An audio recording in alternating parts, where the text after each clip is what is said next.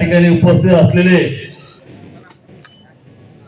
माझे माता आणि भगिनी आणि सर्व गुरुजन वर्ग, सर्व आणि बंधू,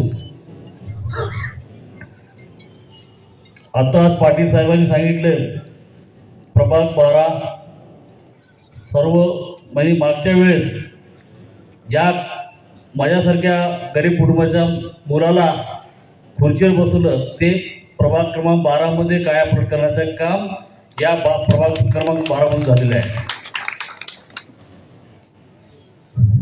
मला सर्वांना विनंती करायची आहे, मागच्या काळामध्ये आपण पाहिलं की जेव्हा मला समजायला 1 वर्ष लागलं, कोरोनामध्ये 2 वर्ष गेले, मग माझ्या सर्वांना विनंती बघायचं की कोरोनाच्या काळामध्ये हे नेते कुठे होते. जेव्हा देगलूर शहर संकटात होतं, भारत देश संकटात होतं, पण तेव्हा हे लोक तेव्हा आपल्या घरी आले होते का? कोणी वारले तर घरी आले होते का? कोरोना झालं तर घरी आले होते का? आज आपल्या घरोघरी येत आहेत. त्यांना पहिल्यांदा प्रश्न विचारायला पाहिजे, जेव्हा कोरोनाच्या काळामध्ये आपण कुठं होता? जेव्हा देगलूर संकटात होतं तेव्हा तुम्ही का रोडवर आले नाही? मग तेव्हा तुम्ही सीर सलामत तो पगडी 50, मग तुम्ही तेव्हा स्वतःचा जीव कसं वाचतं ते बघितलं. मला सुद्धा सर्व माझ्या मित्रांनी बसून सांगितले की बाबा तुझे लेकरं लहान आहेत, तुला आई वडील नाहीत, काका नाही, भाऊ नाही, मग तू या दिवस रात्र या ठिकाणी जो कोरोना काळामध्ये काम करत आहे तर तुला बरं वाईट झालं तर काय होईल? मी त्यांना एकच बोललो, माझ्या कुटुंबाचं काय बरं वाईट झालं तर चालते, पण ज्या लोकांनी माझ्यासारख्या गरीब कुटुंबाच्या मुलाला या खुर्चीवर बसवलं, त्या खुर्चीवर बसवलं त्याचं न्याय देण्याचं काम माझं काही झालं, माझ्या कुटुंबाचं काही झालं तरी या मी संकटा काळामध्ये दिवसभर मी स्वतःसाठी मृत्यूपर्यंत चालणार, पण या लोकांसाठी मी काम करणार तेव्हा सांगितलं.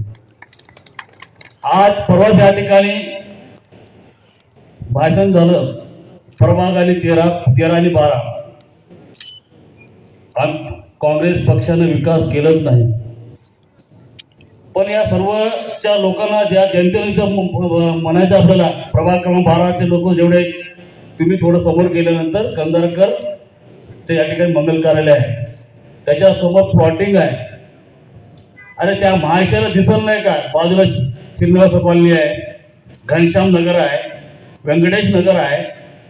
मग हे 3 कॉलनी सोडून समोरच्या प्लॉटिंग मध्ये जेव्हा एक घर नाही, मग त्या प्लॉटिंग मध्ये शासनाचे पैसे का खर्च केले बाबा?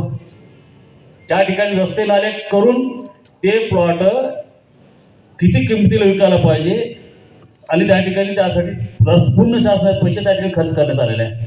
हे आपण सर्वांनी पाहून घ्यावं. मला सर्वांना विनंती करायचं आहे की त्यांनी कामच केलं नाही.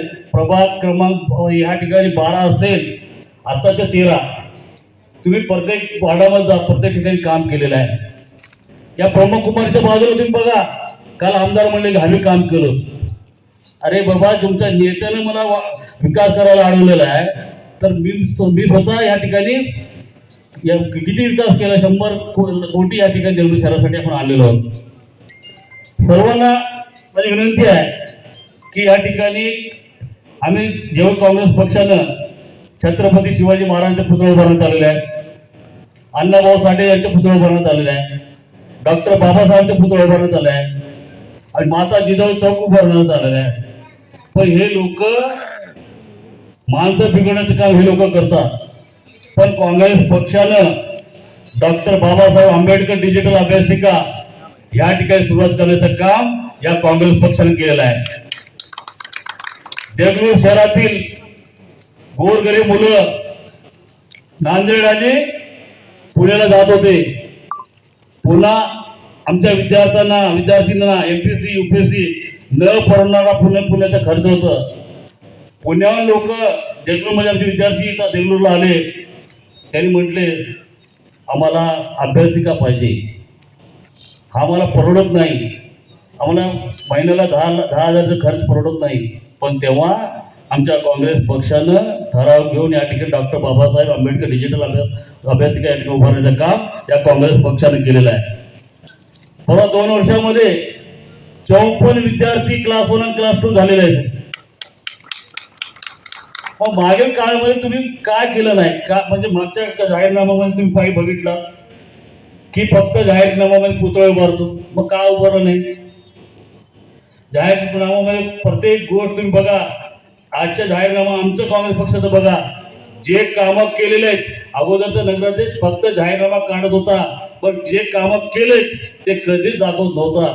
पण तुम्ही आमचा जाहीरनामा बघा, प्रत्येक जाहीरनाम्यामध्ये आम्ही केलेलं काम त्या ठिकाणी पूर्ण लिहिलेलं आहे आणि काय करणार हे सुद्धा जाहीरनाम्यामध्ये लिहिलेलं आहे. पुढच्या काळामध्ये आज ज्या ठिकाणी डॉक्टर बाबासाहेब आंबेडकर डिजिटल अभ्यासिकामध्ये विद्यार्थ्यांसाठी कमी जागा पडत आहे, त्यासाठी या ठिकाणी सावित्रीबाई फुले डिजिटल अभ्यासिका नवीन आणखी आपण काँग्रेस पक्ष सत्ता आल्यानंतर आपण चालू करणार आहोत. आपण लहानपणी बघितलो की आपल्या इकडची वस्ती जेव्हा वाढत होती, आपली जुनी वस्ती जेव्हा आहे त्या ठिकाणी बतकामा हा सण साजरा करत होता. आमच्या आईसोबत, आमच्या मातासोबत आम्ही लहान असताना बतकामा सण खेळत होतो साहेब. या बतकामा सण खेळत असताना की त्याचं विसर्जन बतकामा म्हणजे आमची बायलेक, आमची माय, आमची आई, आमची बहीण. या बतकामा विसर्जन आपल्या पाहिलो की जिल्हा परिषद कन्या शाळेच्या बाजूला एका खराब पाण्यामध्ये ते बतकामाचे विसर्जन करत होते.